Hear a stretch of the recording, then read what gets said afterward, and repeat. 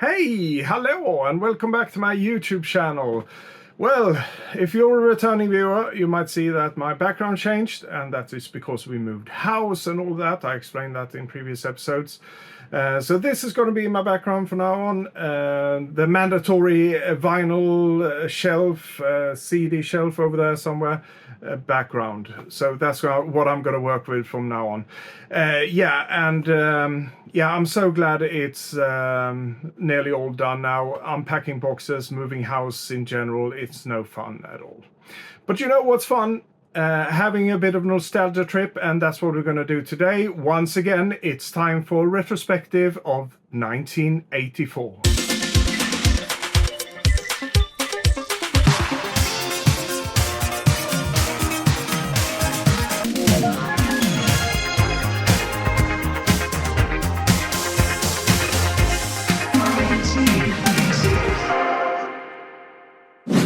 That fancy intro is telling us that we're going to look back on April of 1984 today. And if you haven't been here before on my channel and watched one of my retrospectives, here's a brief outline. I grew up in Sweden, and back in 1984 the most popular radio chart show was called Poporama.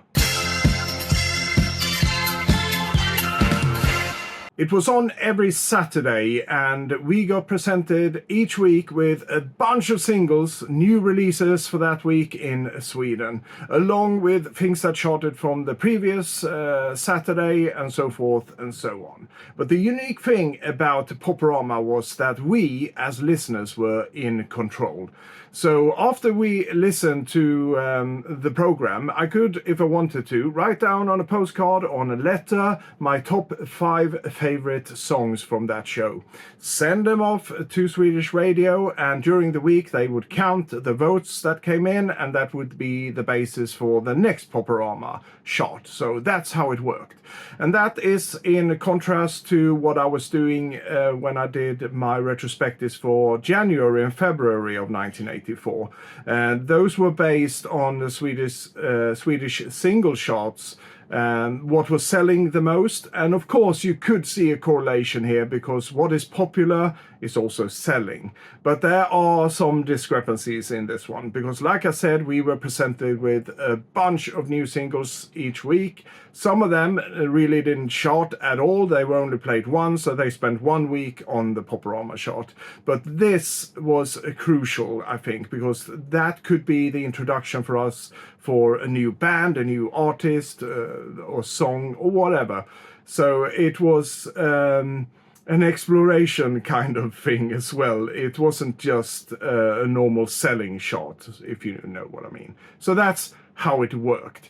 And I don't know why I didn't come up with this one in the first place, but it's never too late. So from March this year, I started basing everything in these retrospectives on the Poporama charts. And that's what we're going to do until the end of the year, month by month. And just another notice, after I've gone through all the singles on the Poporama charts, we'll start with the new singles that were being played for this specific date, and that date is the 26th of April of 1984, because that was the last Poporama show for April of 1984. But what I also done is that I looked through the other charts of April of 1984 for Poporama, because there were, like I said, entries that only spent 1 week in the Poporama charts, and there could be some standouts there, things that are really dear and close to me still today, where I discovered a new artist or a band or something like that. So those are the ones I'm gonna pick from the rest of the Poporama charts for April. And then lastly, I will also look at the UK charts for the same time period, April of 1984. And if there's anything similar to what I just mentioned on the UK chart, but they never charted in Sweden, I will also mention those. So those, we can call these ones honorable mentions, really, or something like that, in the lack of other words. But enough talking about the structure of these retrospectives. Let's get things started. And kicking things off is Nik Kershaw and the single Wouldn't It Be Good? Wouldn't it be good to be And here it is, the Nik Kershaw single, Wouldn't It Be Good? And what a great pop song. I remember back in the day, I loved this one. It was on several of my mixtapes, probably taped off the Poporama show, of course. But yeah, really good. Still holds up today. Back in the day, like I said, I only had it on cassette. When you're 12, 13, you don't have the money to spend on each and every single that you fall in love with. So this is a copy that I picked up years later. And we can look here. It says it Wouldn't It Be Good and Monkey Business on the B-side. It's all it says. And this is, of course, the bigger format, as I call it, maxi single over 12-inch. It usually has an extended version or a special remix, but it doesn't say anything here. So you might be fooled into believing that this is just the standard 7-inch, just blown up into a 12-inch. I mean the 7-inch version, then put on into a 12-inch. But yeah, you know what I mean. Because that happened with some artists back in the day. I remember picking up a couple of maxi singles by some artists, and I was just waiting to go. I spent I was going to say my hard-earned money, probably my pocket money from my parents. I spent that on a maxi single, came home and was so disappointed because it was just the standard 7-inch version or the single version. And that's something I learned the hard way. And you, like I said, you might be fooled into believe that this is just that. It's just a single, because it doesn't say anything more than the titles here. But if we pull it out, we could see that it's actually a special extended remix of this one. I don't know why they didn't state it anywhere on these ones, so it was a bit of a gamble back in the day. But yeah, rant over. Back to Nik. Nik Kershaw's single Wouldn't Be Good. I already said I thought it was great. Still holds up today. I love this song. It gets me in a really good mood. And Nik Kershaw had a really productive year, 1984. He released 2 albums, actually. This one is taken from the first album of 1984. I think it was called Human Racing. Should have looked that one up before, but yeah, I think it was called that. But his second album, yeah, that was the big one, at least for me, and I gather for so many others as well. So we have reasons to come back to Nik Kershaw at a later date, and a lot of new singles from him. Very unique. I can't remember another artist that actually put out 2 albums the same year, along with a string of hit singles as well. So yeah, pretty unique, Nik Kershaw. And by the way, this one spent 3 weeks on the Poporama list. Let's go on to the next new single that was played on the 26th of April on Poporama. This is Fearon and the Galaxy, and the single is called What Do I Do? What do I do if I want to get through to you? No matter how I try, you always keep me waiting.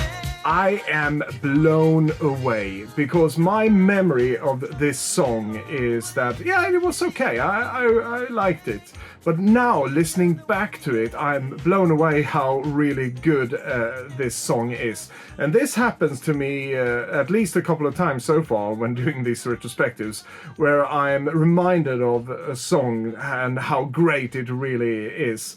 But most of the times I don't have it in my collection, but this time around I do have it in my collection. But it just hasn't been pulled from my collection for a long time. And I'm so glad that I'm reminded of how great of a song this is. A really funky, poppy song, and Fearon delivers it just brilliantly. And sadly, this is my only real memory of Fearon and the Galaxy. I know they released other singles as well, but this is the only one I actually remembers, and this is the only one I got in my collection so far. But I think it's time to dig a bit deeper into the discography. I'm not sure they released that many records, but I'm really glad I got this one and rediscovered it in a way. And that's why I'm doing this show as well, because for me, it's a journey, a nostalgia journey, of course, and down memory lane, so to speak. It's just to remind me what great tracks were released. And, well, some of them not so great, but this one certainly holds up. And yeah, as you can see here, once again, it's a maxi single, my favorite format. And we get the dance version here and a part 2 of What Do I Do? And I've been listening to this one ever since I went through this chart in preparation for this episode. Yeah. Fearon and the Galaxy. Highly, highly recommended. Get your dancing shoes on, get the party started, and put on some Fearon and the Galaxy. What do I do if I want to get through to you? The next new single that was being played on this Poporama episode was from a Swedish band called Beauty. And I stopped in my tracks when I read this on the list for the first time. Because if it's a Swedish band or a Swedish artist, especially from the 1980s, I do tend to remember all of them, at least by name. If you mention them, you're like, oh yeah, I remember that. Beauty, never heard of them. I was so intrigued. Who is this band Beauty? So I tried to find some information about them. Couldn't find hardly anything. I found the cover for this single, which is called Ta på mig, which is roughly translated into English to Take on Me. There you go. Yeah, but yeah, no, so I have no clue what this sounds like. There's no sound bites to present to you or anything like that. So I just have to say that this one spent 1 week on the Poporama chart, which means it was only played on this specific date, the 26th of April of 1984. But if you happen to know more about this band Beauty, please put it down in the comments. I'm very intrigued. I would love to hear what this one sounded like. And perhaps, who knows, in the future we might come across some sound clip of this one, or I might find a single somewhere, who knows, very cheap. And we can do a follow-up on Beauty. So we'll just leave it there and move on to the next one, which I do remember, by name at least. This is The Romantics, and the song is called One in a Million.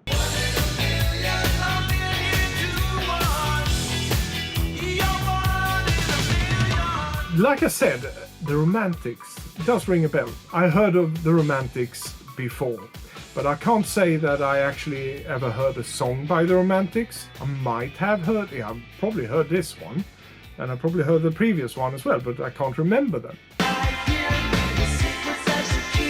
Oh, that one, yeah, of course. I remember that one, but that's basically it. Sorry. And now, listening back to The Romantics and One in a Million again, it doesn't really grab me. It probably went in one ear and out the other. Because that's how I feel today. And it seems to be a new wave band with some influence in rockabilly. They got that style, that guitars and all of that.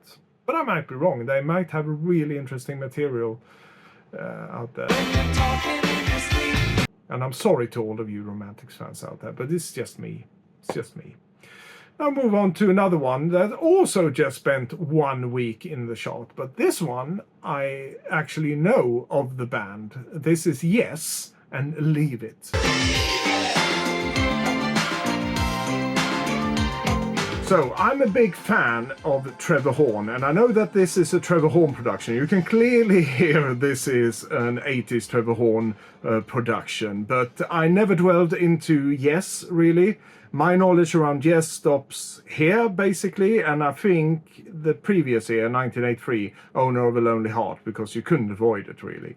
But even if I'm a big fan of Trevor Horn productions in general, this has never appealed to me. I can't say anything about Yes, because I hardly ever heard anything more than just these 2 tracks, I would say.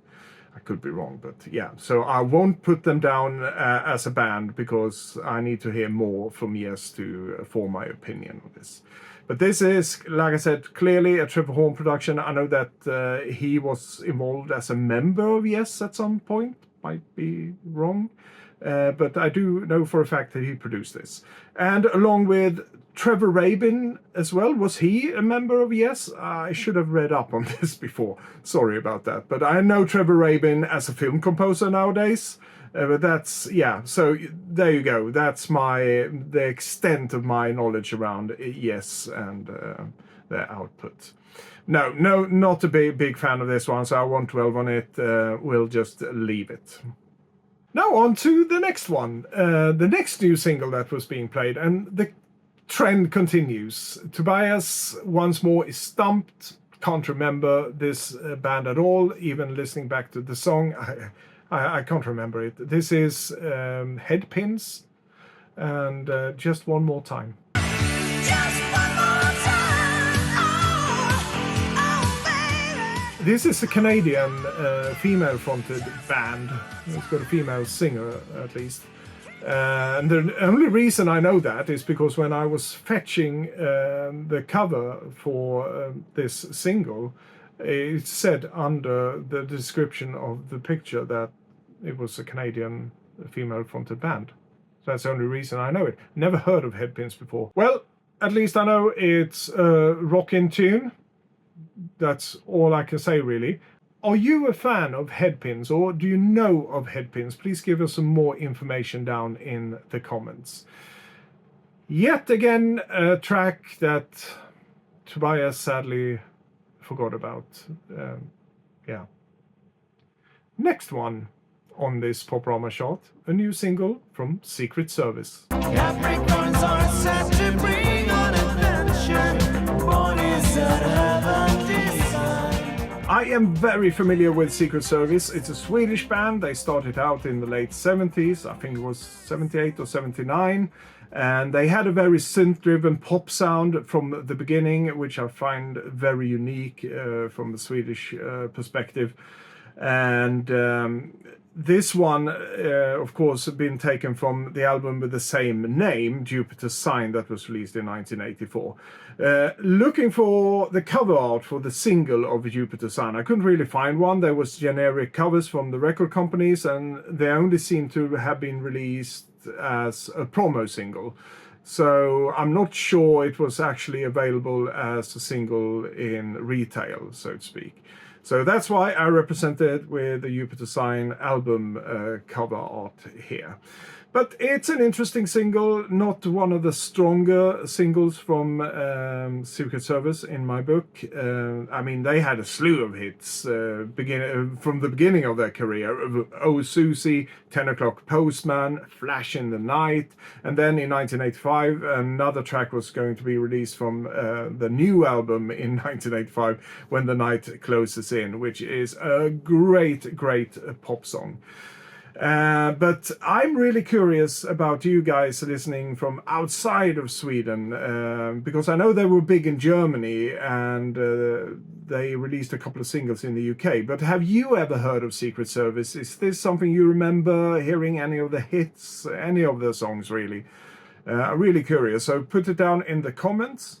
I know a month or two ago I got a comment on another video where someone from Italy, I think it was, mentioned Secret Service. So I know at least it reached Italy as well. But yeah, what is your perspective or your knowledge around Secret Service?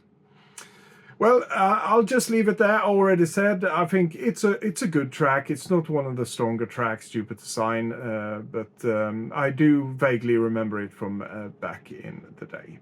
So let's move on. So we'll move on to the next one, which is a track that stayed for 3 weeks on the Poporama chart, and I do recognize this one. I do know about the band, and I think it's a good song. This is, once again, we heard them in the last episode of my retrospective, Nena.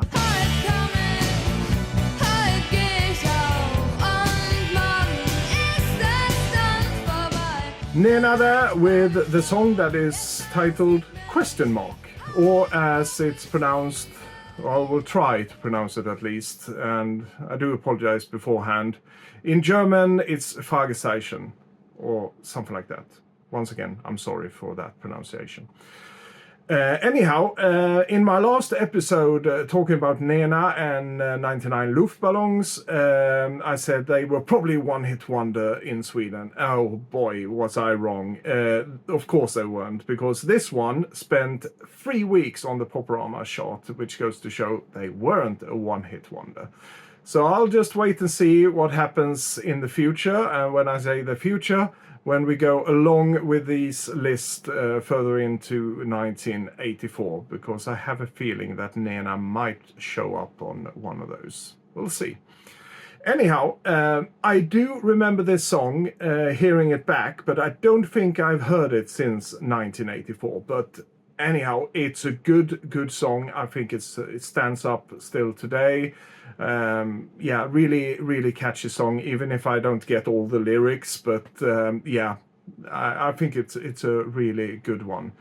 And it feels good to stand corrected about the one-hit wonder thing as well. I won't go on about that one, but I was also corrected in the comments for my last video about this one. So yeah, I stand corrected.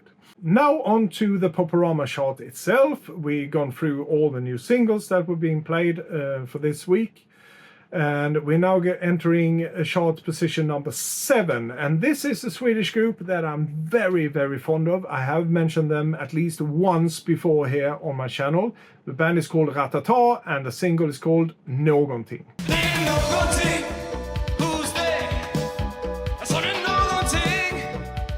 Någonting, roughly translated, is something.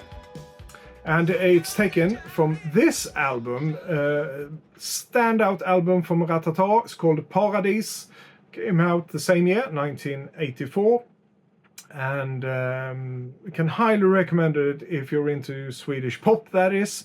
It's all sung in Swedish, but like I said about Ratata before, when I talked about them in one of my early episodes, I think if you appreciate really good pop tunes, the melodies will grab you, and yeah, this is no exception. A really good album, Paradis. Någonting is one of the standout tracks from this one. And this one spent 2 weeks so far in the Poporama chart, so they probably entered the previous week from this one. Now let's go into the more familiar territories here, because we are talking big artists now. In the number 6 place on this week's Poporama chart, we have Phil Collins and Against All Odds. So take a look at me now, wow. 'Cause there's just an empty space. Against All Odds, or Take a Look at Me Now, it says within parentheses on the single.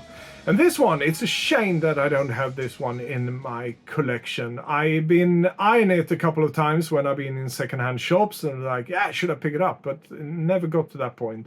And I don't know why, because I think this was my entry point into Phil Collins, me discovering him through this single, because I can't remember hearing him before this. It wasn't anything that really grabbed me.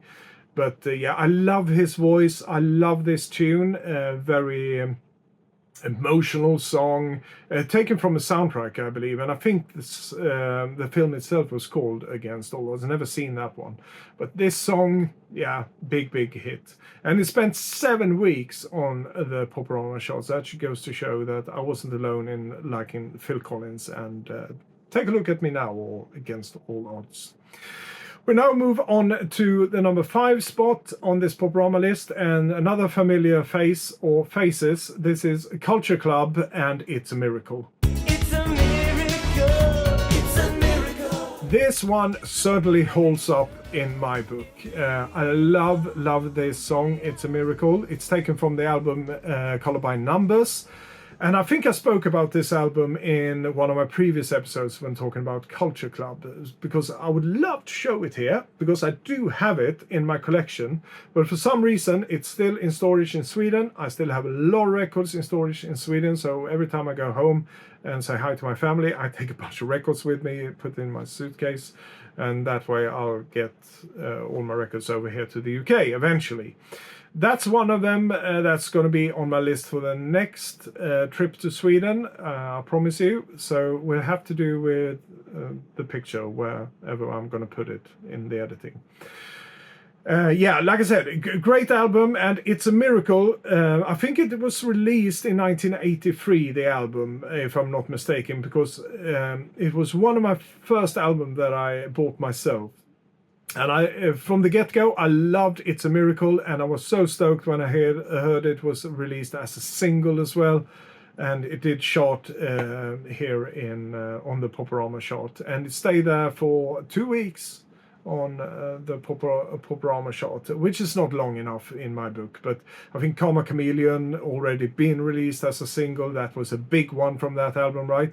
But I do think still today, It's a Miracle. It's a better one of if it stood between those two tracks. It's a really, really good one. I like the lyrics. I like the arrangement of it. All of it is good. Yeah, good album overall, I would say. Yeah, so that was Culture Club. Let's get things moving. We'll go to the number 4 spot, which is Rick Springfield and Love Somebody. You better love somebody. It's like you better love somebody. Rick Springfield, yes. I do remember this one. Big hit for him. I think this was the second week for him with this song on the Poporama chart, and in total he spent 5 weeks. And I was thinking of that when I heard this one, because I think it's very formulaic sounding. It's nothing that really grabs me today, but it does. He has a great voice. I always thought Rick Springfield had a great voice, and always good pop songs, to my recollection at least. What I can remember hearing from Rick Springfield, it's always good pop songs, but they are very formulaic. They are like being. It's like they're being molded into being a summer hit, right? And this one was certainly a summer hit, at least in Sweden. And it's got that sound. To me, when I hear this, it's probably a summer hit. Even if I haven't heard it before, I could say this sounds like a song that we heard on the radio during the summer. Yeah. So rant over. Like I said, hugely popular, Rick Springfield, and spent 5 weeks on the charts. Yeah, what can I say? Big hit. And in the number 3 spot, we have a track that I've come back to time and time again. This is Thompson Twins and Doctor. Yeah, a lot of talk about Doctor and the Thompson Twins on this channel. And that is because when I started doing this retrospective, they did chart with this one in the UK. And I was reflecting at the time that I couldn't really find it on the top tier of the Swedish charts, and I was really perplexed about that. And I came to the conclusion it was probably just me and a couple of friends that was really crazy about this one, but I found it hard to believe. And of course I was right, because we set things straight in my previous episode of this retrospective, where we realized it was on the Poporama list. It was really popular. Spent in total 5 weeks on the Poporama list, and this is sadly the last week for them. But I get to talk about this wonderful single once again, so here it is. And yeah, I already mentioned all I need to mention about these ones. Good one. And in the number 2 spot on this Poporama list for the 26th of April 1984, we have a big band from Germany. Once again, another German band on this list. And I can't believe I don't have this one in my collection. Big in Japan, Alphaville. And if I'm not mistaken, this is their first big hit. They will go on to have other big hits taken from the same album, which was called Forever Young. So I do think we're going to have a reason to talk more about Alphaville in the future. But like I said, yeah, you can't forget this one. I think even if you love it or hate it, you would remember this one. It was played everywhere. It was such a big hit, and a really good one. I think still holds up today. And it reminds me, I probably need to pick up a copy either on CD or vinyl of at least the reissue of this said album Forever Young, because it has so many great ones on it. This one, Big in Japan, of course. Jet Set, I love that one. And what was the other one? Can you imagine when this race is won? Oh yeah, that one. what can I say? Brilliant band. I think still holds up today. Just the other day I was listening back to, of course, Big in Japan, preparing for this episode. But I also listened to Jet Set, and it's just, oh my goodness. I can't believe I don't have any of them. Well, let's move on to the number 1 spot on this Poporama list for the 26th of April 1984, and it's one of my favorite bands. This is Depeche Mode, and People Are People. Help me understand. All people, so why should it be? For me, this was a really important release. I think this is where my love for Depeche Mode started. I've heard a couple of tracks before from Depeche Mode, from the first 3 albums, but this is where I actually just really got into them, started collecting the records and all of that. And what a great year 1984 was for Depeche Mode, with the release of People Are People, and then follow up by Master and Servant, and then it just exploded with the brilliant album Some Great Reward later on in 1984. Yeah, it was a really, really great year. I also think that the seed was sown for their international stardom for Depeche Mode, because this is where it started. People Are People went up on all kinds of charts all over the world, and so did Master and Servant. It is a bit strange when you think back on it, because the single People Are People has a great arrangement, I think, with all these metallic samples, very creative production, heavy bass line. It's nothing that you think of when you think of a standard pop single that's going to top the charts all over the world.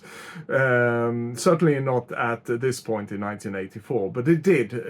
They pulled it off. And it's gotten a lot of flack over the years, not only from fans, but from the songwriter, Martin Gore, as well. He says it's not one of his favorites. He doesn't think the lyrics are really up to par with what they were doing at the time, and certainly what they're doing today.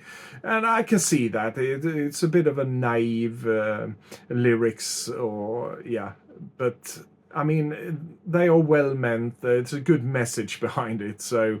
Yeah, I can see beyond that, because I still think the production is really good. And to me, it is an important single, because, like I said, it kicked off my love for Depeche Mode. And I'm not alone in this. I believe so many people discovered Depeche Mode in 1984. So, yeah. And number 1 on the Poporama list, that just goes to show that people loved this sound and Depeche Mode. Well, enough about Depeche Mode, because we're going to talk more about them during the coming months, so let's move on. Okay, we're nearly done for today, but I have some honorable mentions, and those are the tracks that stands out to me throughout April of 1984 that only spent 1 week on the Poporama list, but I think they're worth mentioning. So let's go. First one out is Tom Robinson and the wonderful song Listen to the Radio. You throw off your coat, pick up my note, put another copy on. I have fond memories of this one. I managed to capture it on one of my mixtapes, and I remember listening to it over and over again, and it really stood out from the rest of the songs that you were hearing on Poporama back in the day. But that was a good thing, right, with Poporama, because they were playing all the new singles that came out for that said week. But yeah, this one really stood out, and I wasn't familiar with Tom Robinson back in the day, and I was certainly not familiar with Peter Gabriel either, because it turns out Peter Gabriel co-wrote this one with Tom Robinson. And that's something I noticed just after I picked this one up. This is, of course, the maxi single, or the 12-inch of said song. And when I read the credits on this one, when I bought it, I remember I was like, wow, Peter Gabriel. Yeah, that makes sense, because there's a lot of Peter Gabriel in this song. It's very laid back, very Peter Gabriel-esque kind of song. And there's also a bit of foreboding in it. It's not only laid back, it switches from that really cool, mellow sound. And somewhere in the middle, it goes to this foreboding sense of, just a feeling, really. And I remember reading somewhere a couple of years ago with Tom Robinson that he lived in Berlin at this time when this one was written. And I think could be that sense of foreboding, could be the sense of the Cold War with the wall that was dividing Berlin at the time and all of that. Who knows? But yeah, it's a lovely song, and this was my introduction to Tom Robinson, and I can highly recommend this single. Next one out on my honorable list is a group from the UK that mixed jazz, bossa nova, along with pop, and it was just brilliant. This is Matt Bianco and Get Out of Your Lazy Bed. Get out of your lazy bed. Get up, get up, get out of your lazy bed. Matt Bianco. Sadly, the listening audience of Poporama didn't share my sentiment of loving this song. I never heard anything like it, not before and certainly not after. They had a very, very unique sound, blending together bossa nova, jazz, pop. Put it all in a blender and you'll get Matt Bianco and this wonderful single, Get Out of Your Lazy Bed. It's I don't know what to say. It's just a really, really unique sound, and I fell in love with them straight away. And I think this was also a mixture of me seeing the video for the first time, because I think I picked it up on Swedish television at some point. They played this one, and I think they did an appearance on one of the really popular programs that was aired every Saturday. They had an appearance on one of those programs. So yeah. Really fell in love with them, so that's why I wanted to mention it, even if it's just spent 1 week on the Poporama chart. This is a very important single for me. And here we have them on the backside of this 12-inch or maxi single, the whole band, Matt Bianco. And boy, I just went on later that year to pick up the album Whose Side Are You On? And from that album you will get at least 2, or was it 3, more singles that was going to be released from this one, and I love them all. They were all good. So yeah, just want to mention Matt Bianco and Get Out of Your Lazy Bed. Great one, recommend it. Next up, another introduction for me. This is Scritti Politti and Would Be. One of my great discoveries of 1984 was this single by Scritti Politti, Would Be, or Pray Like Aretha Franklin within parentheses. A lot of parentheses going on in titles today in this episode. It was probably high fashion back in 1984 to do that. Anyhow, this is a brilliant one, and little did I know back in the day that they've been going on for a while. So this was far from their first outing in the music industry. But to me, they were a new band, but it turns out they actually had done a couple of records before with a different musical style. It was more influenced by dub, very political lyrics. And then all of a sudden in 1984 something happened and they produced this brilliant pop record. There is a deeper meaning behind all of this. There is a deeper story behind all of this, but I won't go into that today. We need a whole special just around it, and perhaps a whole special just around this one, because I read an interview once with the singer of Scritti Politti, Green Garside, and I think it was like 3 or 4 pages. He was just talking about this single alone and the meaning behind everything. The only thing that I can remember now that was the title, Pray Like Aretha Franklin. It's a reference to Say a Little Prayer that she recorded at some point. But that's it. And then would be, like I said, but it says would bees. No, not the bees! Not the bees! There's a meaning behind that as well, but let's not go into that today. Just let's say this is a brilliant pop production. The synthesizers are good. The drum machines are programmed to perfection, and it's very sample heavy, and that was quite unique at this point. And they used it in a very creative way as well. And that's going to be continued by the following singles in 1984, and certainly in 1985 when they release the album Cupid and Psyche 85, one of the greatest pop albums to ever been released, in my humble opinion. Yeah, so we'll leave it there. If you never heard this one before, go straight away, stream it, go out and buy it if you can find it on perhaps this 12-inch or maxi single. It's got two great versions on it. It's actually an extended version first, and then on the B side you have Would Be's or Would Be in something called just Version. Both of them brilliant. That is Scritti Politti and Would Be Pray Like Aretha Franklin. And last among these honorable mentions from the Poporama list of April of 1984, we find a very successful trio called Pointer Sisters. Your camera looks through me with its X-ray vision. I actually bought the album where this song, Automatic, is featured on. It's called Breakout, if I'm not misremembering things. And I actually bought it more because of the single Jump for My Love, which was featured in Beverly Hills Cop, the movie, if I'm not misremembering things here. But the one that really caught my ear was this track, Automatic. It's a really standout track among all the other tracks on that album. And it's just got everything. It's pop perfection. It's got those blippy bloppy synthesizers going all over the place, and I think it's Ruth Pointer who is actually singing the lead vocals on this one. That really deep voice, and it suits it so well, and it makes it stand out from all the rest of them.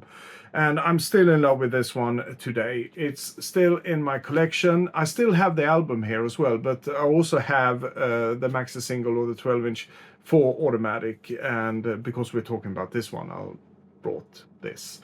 It's a really nice extended version of this one, and once again, if you never heard Automatic before, go and stream it straight away or go out and find it in a secondhand shop.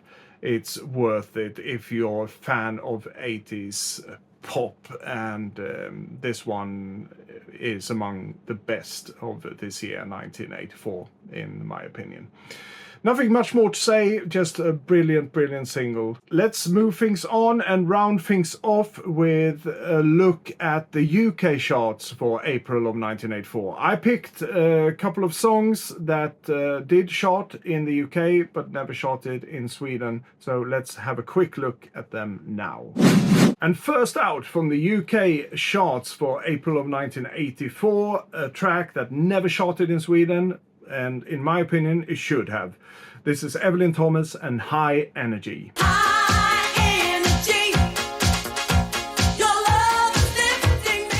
I was introduced to this song by a compilation that I've shown here before on this channel. I'm not going to show that one today, but I'm going to show you this one. This is the maxi single of said song. And this is not the original. I picked this one up in the late 80s. They used to reissue a lot of classical 80s song on this label. I think it was called 12-inch Gold, as you can see. It's just a generic cover. And what was it called? What does it say? Disc Tapes Gold. Old Gold, even. Yeah, so this is how they were presented. And you can pick up other things. I remember seeing Rocksteady Crew with Hey You, for example, in this format. But yeah, and it's still here in my collection, and it's a great, great track that sadly never entered the Swedish charts. And I could see here when I picked it from the UK charts, I only spent 1 week in the UK charts and peaked at number 77, so it wasn't really that popular. But it's one of those songs as well that I associate with being a real classic from the 80s. And I always, when I hear this, I always think of Frank Goes to Hollywood's Relax, because that piano sounding thing that goes along with 4x4 beat, it's very reminiscent of Relax. And if someone forced me to say who's best, Evelyn Thomas High Energy or Frank Goes to Hollywood's Relax, if they really forced me to say anything about them, Evelyn would won. And that's coming from a big Frank Goes to Hollywood fan, just to let you know. But who's forcing me? So I don't have to do that comparison. Then the next one on the UK charts that we never saw the likes of in the Poporama charts is a band that I was introduced to a bit later, because in 1984 I wasn't really aware of them. It's Art of Noise and Beatbox. Art of Noise, a band that I fell in love with later. As I said, I think I discovered them in 1985 through a compilation. But yeah, I just fell in love with that band. Never heard anything like that before. Very experimental, and these are the true kings of sampling technology and production, I would say. So you got, of course, Ann Dudley and Trevor Horn in this band, along with Paul Morley as well as an inspirational piece. And yeah, Beatbox is a really standout track, and it's something that you wouldn't really think would end up in any charts, especially not in 1984, because it's very experimental. And like I said, I don't think anyone heard anything like it there. But it did spend 2 weeks in the UK chart, but it only peaked at 92. So that goes to show that it was a bit a hard pill to swallow for the listening public in the UK. But I don't have Beatbox on a single, but I do have their first album, who is Afraid of the Art of Noise. And this is a brilliant album, and it does include a beatbox as well. I do have beatbox on other 12 inches in different diversions and iterations that was released, but not as a main single. So this one has to do. And if you've never heard of The Art of Noise before, go out to your nearest streaming services and listen to this album for starters, and you will get a taste of what the Art of Noise is like. And that's it for this retrospective of April of 1984. Thank you so much for tuning in once again to my channel, and a big thank you to all of you who subscribe to my channel. It really warms my heart. And if you really like what I'm doing, you can do just that. You can subscribe to my channel, you can give it a thumbs up, but if you really don't like it, don't subscribe, and perhaps give it a thumbs down. I'm just after your honest opinion here, really. So yeah, that's it. I'm not going to drag this out. Until next time, you all take care of yourself, and as usual, adieu.